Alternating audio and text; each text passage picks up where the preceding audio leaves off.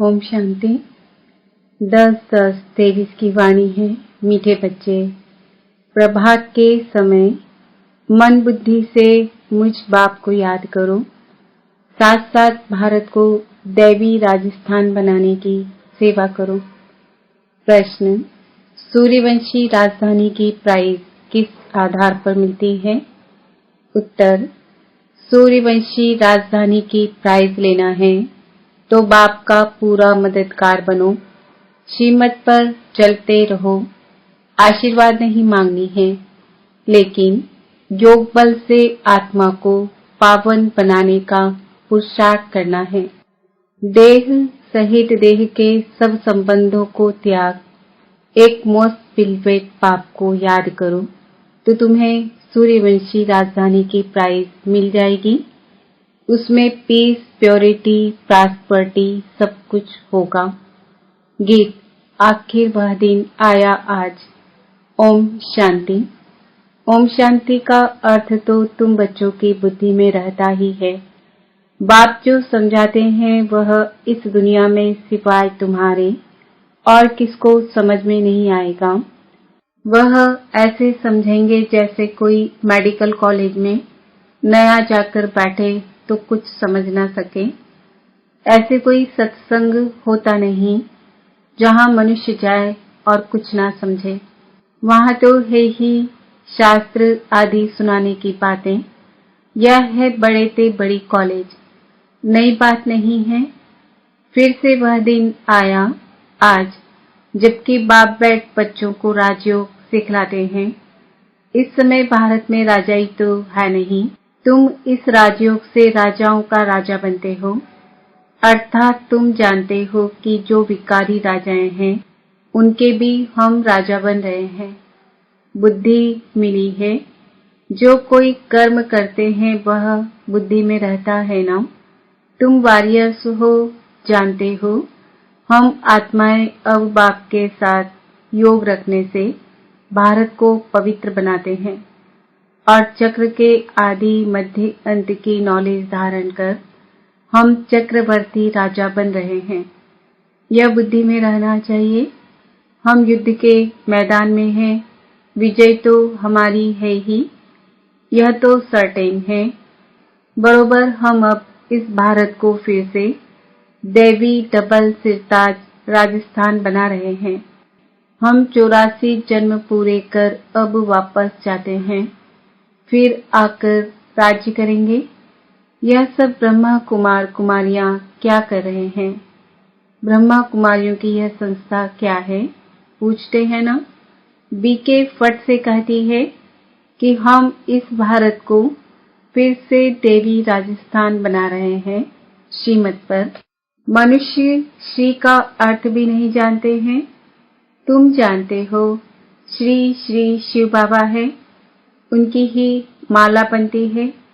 यह सारी रचना किसकी है? क्रिएटर तो बाप हुआ ना। सूर्यवंशी चंद्रवंशी जो भी हैं, यह सारी माला है रुद्र शिव बाबा की। सब अपने रचना को जानते हैं, परंतु उनके ऑक्यूपेशन को नहीं जानते।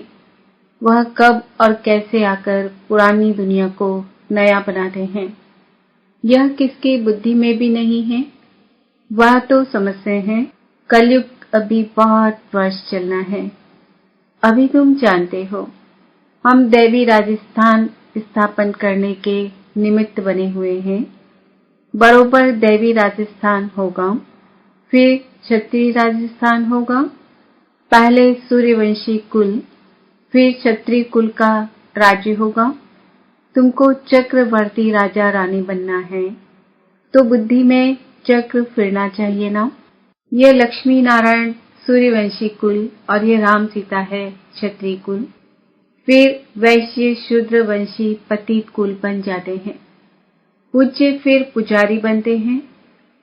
नई दुनिया कैसे स्थापन हो रही है? बच्चों की बुद्धि में खुशी का पारा चढ़ना चाहिए। सत्युग में आत्मा का ज्ञान है, सो भी जब बूढ़े होते हैं तब अनायास ख्याल आता है यह पुराना शरीर छोड़ फिर दूसरा नया शरीर लेना है। यह ख्यालात पिछाड़ी के टाइम में आता है, बाकी सारा टाइम खुशी मौज में रहते हैं। पहले ये ज्ञान नहीं रहता है। यह परम पिता परमात्मा का नाम, रूप, देश, काल कोई भी नहीं जानते, जब तक कि बाप आकर अपना परिचय दे, और परिचय भी बहुत गंभीर है। उनका रूप तो पहले लिंग ही कहना पड़ता। रुद्र यज्ञ के रस्ते हैं तो मिट्टी के लिंग बनाते हैं, जिनकी पूजा होती आई है। बाप ने पहले ये नहीं बताया कि बिंदी रूप है। बिंदी रूप कहते तो तुम समझ नहीं सकते। जो बात जब समझानी है तब समझाते हैं। ऐसे नहीं कहेंगे पहले क्यों नहीं बताया जो आज समझाते हो। नहीं, ड्रामा में नूर ही ऐसी है। इस एग्जीबिशन से बहुत सर्विस की वृद्धि होती है। इन्वेंशन निकलती है तो फिर वृद्धि होती जाती है। जैसे बाबा मोटर का मिसाल देते हैं, पहले इन्वेंशन करने में मेहनत लगी होगी, फिर तो देखो बड़े बड़े कारखानों में 1 मिनट में मोटर तैयार हो जाती है। कितनी साइंस निकली है। तुम जानते हो कितना बड़ा भारत है, कितनी बड़ी दुनिया है, फिर कितनी छोटी हो जाएगी। यह बुद्धि में अच्छी रीति बिठाना है। जो सर्विसेबल बच्चे हैं उन्हों की ही बुद्धि में रहेगा। बाकी का तो खान पान चरमई चुकमई में ही टाइम वेस्ट होता है। यह तुम जानते हो। भारत में फिर से दैवी राजस्थान स्थापन हो रहा है। वास्तव में किंगडम अक्षर भी रॉन्ग है। भारत देवी राजस्थान बन रहा है। इस समय आसुरी राजस्थान है। रावण का राज्य है। हर एक में 5 विकार प्रवेश है। कितनी करोड़ आत्माएं हैं। सब एक्टर्स हैं। अपने अपने समय पर आकर और फिर चले जाते हैं।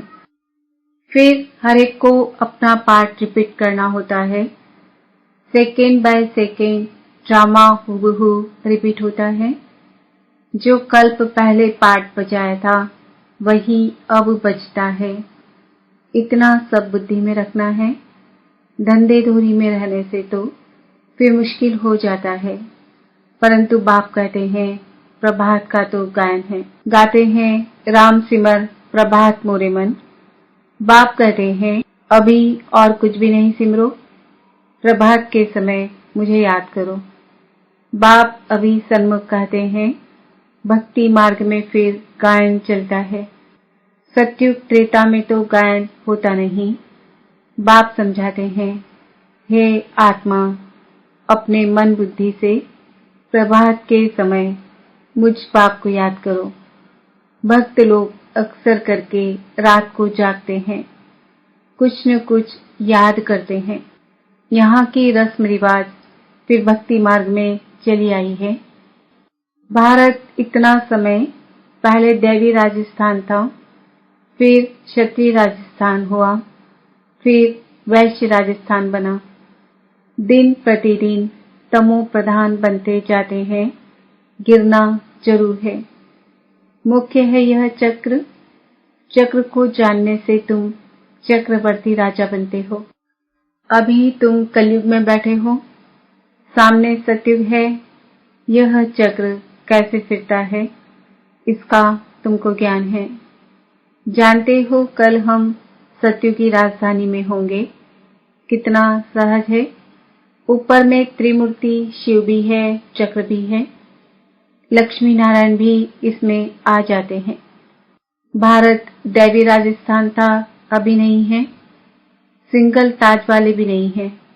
ये झाड़ और त्रिमूर्ति का चित्र भी सबको अपने अपने घर में रखना पड़े।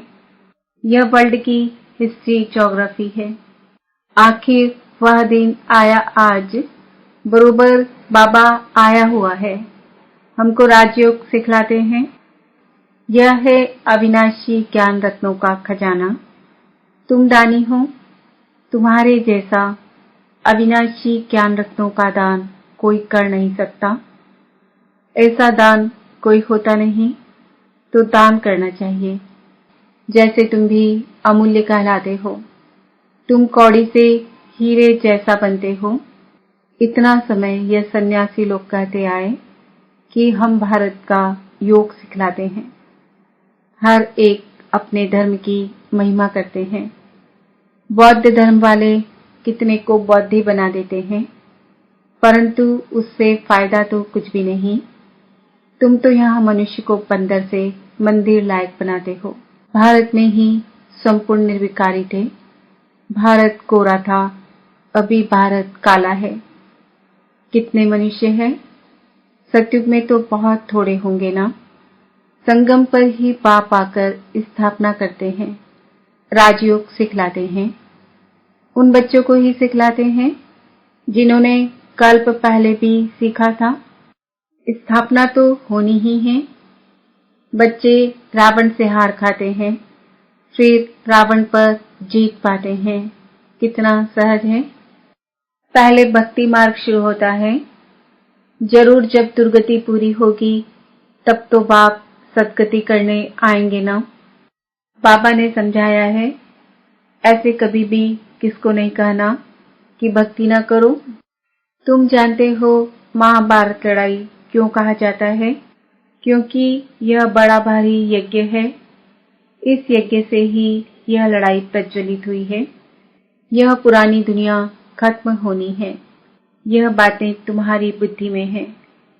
मनुष्यों को पीस प्राइज मिलती रहती है, परंतु पीस तो होती नहीं। वास्तव में पीस स्थापन करने वाला तो एक ही बाप है। उनके साथ तुम मददगार हो। प्राइज भी तुमको मिलनी है। बाप को थोड़े ही प्राइज मिलती है। बाप तो है देने वाला। तुमको नंबरवार पुरुषार्थ अनुसार प्राइज मिलती है। बेशुमार बच्चे होंगे। तुम अभी प्योरिटी, पीस, प्रॉस्पर्टी स्थापन कर रहे हो। कितनी भारी प्राइज है। जानते हो जितना जो मेहनत करेंगे उनको सूर्यवंशी राजधानी की प्राइज मिलेगी। बाप है श्रीमत देने वाला।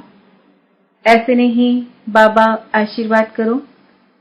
स्टूडेंट को राय दी जाती है कि बाप को याद करो तो तुम्हारे भी कर्म विनाश होंगे। योग बल से ही तुम्हारी आत्मा पवित्र बनेगी। तुम सब सीताएं हो, आग से पार होती हो। या तो योग बल से पार होना है या तो आग में जलना पड़ेगा। देह सहित सब संबंधों को त्याग, एक मोस्ट पिलवट पाप को याद करो। परंतु यह याद निरंतर रहने में बड़ी मुश्किलात है। टाइम लगता है। गाया भी हुआ है, योग अग्नि। भारत का प्राचीन योग और ज्ञान मशहूर है, क्योंकि गीता है सर्व शास्त्रमयी शिरोमणि। उसमें राजो अक्षर है, परंतु राज अक्षर घूमकर सिर्फ योग अक्षर पकड़ लिया है। बाप बिगर कोई कह न सके कि इस राजयोग से मैं तुमको राजाओं का राजा बनाऊंगा। अभी तुम शिव बाबा के सन्मुख बैठे हो। जानते हो हम सब आत्माएं वहां परम धाम में निवास करने वाली है, फिर शरीर धारण कर पाठ बजाती है। पुनर्जन्म शिव बाबा तो नहीं लेते। ब्रह्मा विष्णु शंकर को भी पुनर्जन्म नहीं लेना है। बाप कहते हैं मैं आता ही हूँ पतित से पावन बनाने। इसलिए ही सब याद करते हैं पतित पावन आओ। यह एक्यूरेट अक्षर है। बाप कहते हैं हम तुमको पावन सो देवी देवता बना रहे हैं, तो इतना नशा भी चढ़ना चाहिए। बाबा इनमें आकर हमको शिक्षा दे रहे हैं। इस फलों के बगीचे का बागवान बाबा है। बाबा का हमने हाथ पकड़ा है। इसमें सारी बुद्धि की बात है। बाबा हमको उस पार विषय सागर से क्षीर सागर में ले जाते हैं। वहां विष होता नहीं, इसलिए उनको वाइसलेस वर्ल्ड कहा जाता है। निर्विकारी भारत था, अब वह विकारी बना हुआ है। यह चक्र भारत के लिए ही है। भारतवासी ही चक्र लगाते हैं और धर्म वाले पूरा चक्र नहीं लगाते। वह तो पिछाड़ी में आते हैं। यह बड़ा वंडरफुल चक्र है। बुद्धि में नशा रहना चाहिए। अच्छा, मीठे मीठे सिक्कीलदे बच्चों प्रति माता पिता बाप दादा का याद प्यार और गुड मॉर्निंग। रूहानी बाप की रूहानी बच्चों को नमस्ते। हम रूहानी बच्चों की रूहानी माता पिता बाप दादा को याद प्यार गुड मॉर्निंग नमस्ते ओम शांति। धारणा के लिए मुख्य सार। अविनाशी ज्ञान रत्नों का खजाना जो मिला है उसे दान करना है। अपना समय खाने पीने झरमई झुगमई में व्यर्थ नहीं गंवाना है। कौड़ी जैसे मनुष्यों को हीरे जैसा बनाने की सेवा करनी है। बाप से आशीर्वाद या कृपा मांगनी नहीं है, उनकी राय पर चलते रहना है। वरदान। सेवा द्वारा प्राप्त मान मर्तबे का त्याग कर अविनाशी भाग्य बनाने वाले महात्यागी भव। आप बच्चे जो श्रेष्ठ कर्म करते हो, इस श्रेष्ठ कर्म अथवा सेवा का प्रत्यक्ष फल है सर्व द्वारा महिमा होना। सेवाधारी को श्रेष्ठ गायन की सीट मिलती है, मान मर्तबे की सीट मिलती है। यह सिद्धि अवश्य प्राप्त होती है, लेकिन यह सिद्धियां रास्ते की चीटियां हैं। यह कोई फाइनल मंजिल नहीं है, इसलिए इसके त्यागवान भाग्यवान बनो।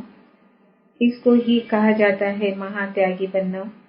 गुप्त महादानी की विशेषता ही है त्याग के भी त्यागी। स्लोगन। फरिश्ता बनना है तो साक्षी हो हर आत्मा का पाठ देखो और सकाशतु। आज का सवाल है, मैं आत्मा अविनाशी भाग्य बनाने वाली महात्यागी आत्मा हूँ।